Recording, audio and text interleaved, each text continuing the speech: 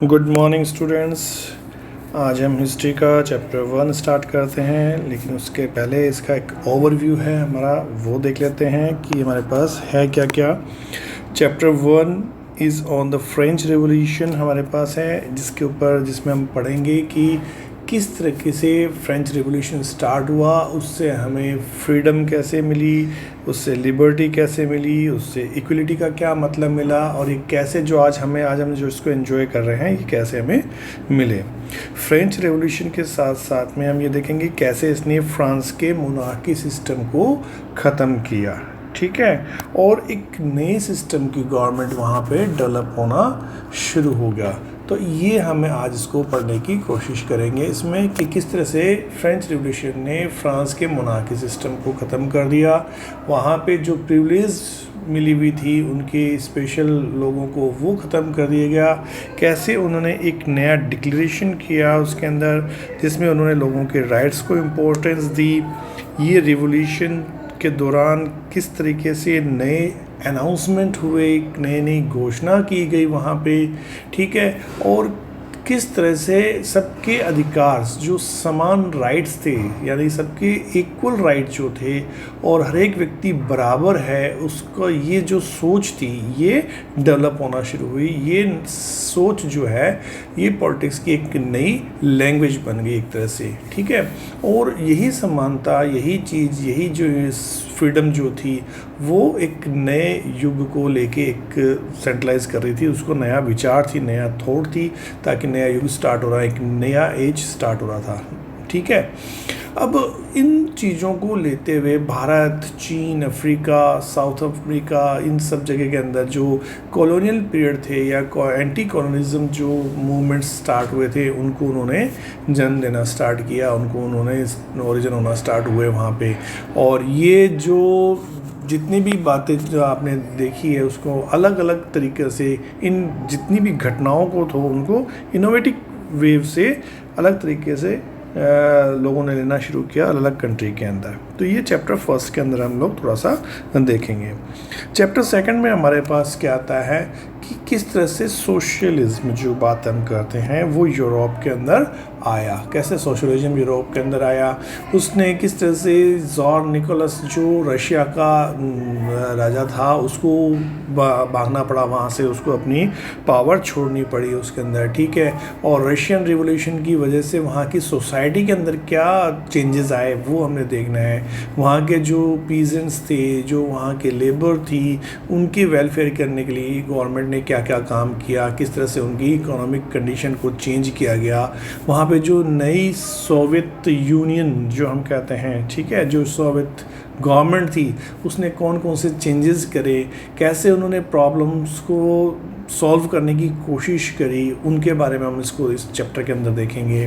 फिर सोवियत रूस जो था, यानी कि सोवियत यूनियन यूएसएसआर जिसको कहते हैं यूनाइटेड स्टेट्स ऑफ सोवियत रूस, उसकी बात करते हैं। उसने किस तरह से एग्रीकल्चर और मैकेनाइजेशन को अडॉप्ट किया और उसको आगे बढ़ाया, ठीक है, लेकिन इन सब काम को करने के लिए उसने कुछ सिटीजन्स के जो राइट्स थे उनको भी डिनाई किया, उनको भी नहीं माना, उन सिटीजन के राइट्स को भी लिमिटेड कर दिया, उनको राइट दिए नहीं, इस तरह से कुछ काम उन्होंने किए, ठीक है। तो ये सोशलिज्म जो थी वो कैसे डेवलप हुआ, ठीक है, कैसे आगे बढ़ा आइडिया ऑफ सोशलिज्म, ठीक है, और ये नॉन एंटी कॉलोनियल मूवमेंट को में अलग अलग कंट्रीज़ को अलग तरीके से इसने इफेक्ट किया। हालांकि आज सोवियत यूनियन जो है वो नहीं रहा, वो टूट चुका है, सोशलिज्म जो है वो क्राइसिस के अंदर है, ऑलमोस्ट ख़त्म हो चुका है, सोशलिज्म नहीं चलता है यहाँ पे। लेकिन फिर भी 20th सेंचुरी के अंदर अगर हम बात करते हैं तो एक बहुत बड़ा पावरफुल फोर्स के रूप में सामने आया था और सभी कंट्रीज़ को अफेक्ट करने का काम किया था सोसाइटी के लिए। चलिए, थर्ड हमारे पास जो बात है वो हम चैप्टर 3 के अंदर देखेंगे। इसके अंदर हम ये देखेंगे कि जर्मनी किस तरह से आगे आया था। हिटलर का राइज कैसे होता है, हिटलर कैसे आगे बढ़ा, कैसे नाजिज्म जिसकी बात हम करते हैं वो कैसे बड़े थे। उस समय जर्मनी के अंदर जो वुमेंस थी, जो चिल्ड्रन थे, उनकी क्या दशा थी वहाँ पे, क्या हालात थे उनके। वहाँ के स्कूलों के बारे में देखेंगे, वहाँ पे जो ये कंसंट्रेशन कैंप्स बनाए थे जहाँ पे लोगों को टॉर्चर किया जाता था, तंग परेशान किया जाता था, यातनाएं दी जाती थी, 3rd डिग्री इस्तेमाल किया जाता था। तो उन कैंप्स के बारे में हम पढ़ेंगे उसके अंदर, ठीक है। और नाजिज्म जैसे अलग तरीके किस तरह से उसने माइनॉरिटी के राइट्स को उनको अपने राइट से उसको दूर कर दिया था। माइनॉरिटी को कैसे उसने दूर किया, कहते जूस का उन्होंने सफाया किया, ठीक है, और लोगों को जूस के खिलाफ भड़काने की कोशिश की थी। तो ये एक तरह से सोशलिज्म के खिलाफ उसने अलग तरह से एक लड़ाई छेड़ दी थी, ठीक है, डेमोक्रेसी और सोशलिज्म के खिलाफ लड़ाई छेड़ी थी। तो ये कैसे उसने किया इसके बारे में देखेंगे, और किस तरह से नाजिज्म जो है राइज हुआ था, कैसे ये बड़ा था। सिर्फ कुछ घटनाओं या थोड़े बहुत इसको कहते हैं हम स्पेसिफिक इवेंट्स की बात नहीं है, ये मास केयर, यानी कि एक तरह से हम कह सकते हैं यहाँ पे सामूहिक हत्या की गई। इसको मिला के बहुत बड़ा हत्याकांड किए गए, लोगों को बहुत बड़ी मात्रा में मारा गया यहाँ पे लोगों को, ठीक है। और इसके बाद हम देखते हैं कि ये हिटलर ने बहुत से लोगों के विचारों को उनको इफ़ेक्ट किया, उनको प्रभावित किया, और इंडिया में भी कुछ लोग थे जो उससे इम्प्रेस भी हुए। लेकिन मोस्ट ऑफ द वर्ल्ड जो है वो हिटलर के विचारों से ज़्यादा प्रभावित नहीं होता, वो उनसे डर लगता है उनको, लोगों को। हिटलर नाम ही एक हम जैसे विलेन का लेते हैं उस टाइप से लिया जाता है मोस्ट ऑफ वर्ल्ड के अंदर, ठीक है। यस, इसके साथ साथ हम देखते हैं तो कि जो आज का वर्ल्ड है, जो मॉडर्न वर्ल्ड है हमारा, आज का जो वर्ल्ड है, ये सिर्फ फ्रीडम या डेमोक्रेसी की कहानी नहीं है जो हम जैसे पॉलिटिकल साइंस में या दूसरे सब्जेक्ट्स में हमने पढ़ रहे हैं, सिविक्स वगैरह के अंदर। इसके अंदर खूब सारा वायलेंस था, खूब सारे इसके अंदर डेथ हुई है, लोगों की मास केयर हुए हैं, डिस्ट्रक्शन हुआ है, ठीक है, तोड़ फोड़, दंगे वगैरह बहुत सी चीज़ें नुकसान हुआ है, और हज़ारों लोगों ने अपनी कुर्बानियाँ दी है, तब जाके आज का ये मॉडर्न वर्ल्ड हमारे सामने है। तो इन सबको समझने के लिए हमें ये हिस्ट्री पढ़नी चाहिए, ठीक है। चलिए, अब हमारा फर्स्ट चैप्टर स्टार्ट होता है, the French revolution. French revolution क्या स्टार्ट हुआ था कि 14 जुलाई 1789 को स्टार्ट हुआ था। इसमें कैसे स्टार्ट हुआ साहब, हम मानते हैं कि वो यहाँ से स्टार्ट हुआ होगा। पेरिस के अंदर जो था, यहाँ पे एक जो सबसे पहले एक माहौल बनना स्टार्ट हुआ। ऐसा लगने लगा जैसे कि वहाँ का जो राजा था, जो किंग है, वो अपनी सेना भेजेगा सिटी के अंदर, और एक अफवाह उड़ने लगी, उसके अंदर रूमर्स उड़ी थी कि वो जो राजा है वो जल्दी ही आर्मी को ये आदेश भी दे देगा कि वो लोगों को गोली मार दे, या गोलियाँ चलाने, लोगों पर गोली चलाने का आदेश दे, वहाँ के सिटीजन्स को मार दे। तो ऐसी रूमर के चलते हुए लगभग 7000 मैन एंड वुमेन्स जो है वो सिटी के टाउन हॉल के पास इकट्ठा हो गए, ठीक है। और इकट्ठा होकर उन्होंने एक डिसाइड किया कि एक पीपल्स मिलिटिया, दैट मीन्स एक जन सेना का निर्माण किया जाए, एक जन सेना बनाई जाए, लोगों की सेना बनाई जाए, ठीक है। और वो इकट्ठे होकर लोग, जो उनके पास हथियार, जो लाठी, जो उनको सरिया बाटा जो मिला, वो लेके चल पड़े। और वो चले कहाँ पे, वो चल पड़े हथियारों की तलाश में, कि हमें अगर हथियार होगा, हमारे पास आर्म्स होंगे, तो हम क्या करेंगे, उस ट्रूप्स की, उस सेना की मुकाबला कर पाएंगे जो राजा ने हमको मारने के लिए भेजी है। तो इस रूमर के चलते ये लोग वहाँ पे इकट्ठा हुए, ठीक है। और उस राजा के जो ट्रूप्स या टुकड़ी, जो सेना की टुकड़ी थी, उसके खिलाफ ये वहाँ पे चलने को तैयार हुए। फाइनली क्या हुआ, एक ग्रुप जो था उनमें से सिटी में से घूमता हुआ कहाँ पहुँच गया,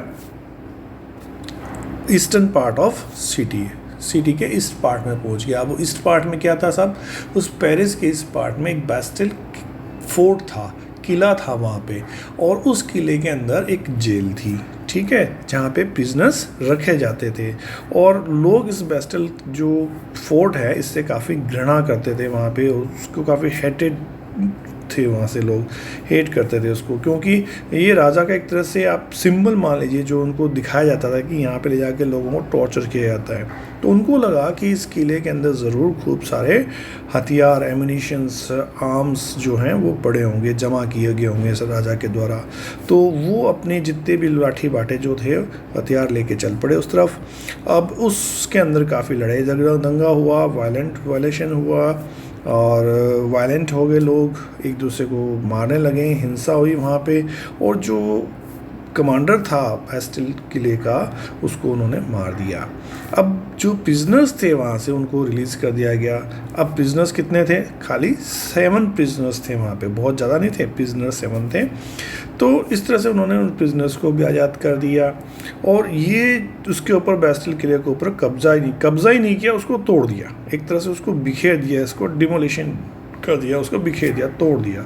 और तोड़ने के बाद उसके टुकड़े अपने साथ भी ले गए और ले जाके मार्केट में बेच दिया, ताकि कोई लोग अगर इस घटना को याद करना चाहता है, कोई अपने साथ में ही रखना चाहता है कि यस मैं उस समय था वहाँ पे किला, उसको तोड़ दिया गया था, अब उसके नामो निशान मिटा दिया, तो उन चीज़ों को याद रख के वो अपने साथ रख सकता है। उन चीज़ों को उठा के ले गए, वो पत्थर, ईंट बाटे, जो उनको चीज़ें मिली वहाँ से, जो किले के अंदर से जो चीज़ें मिल सकती थी वो उठा के ले गए और उनको मार्केट में बेच दिया उन्होंने।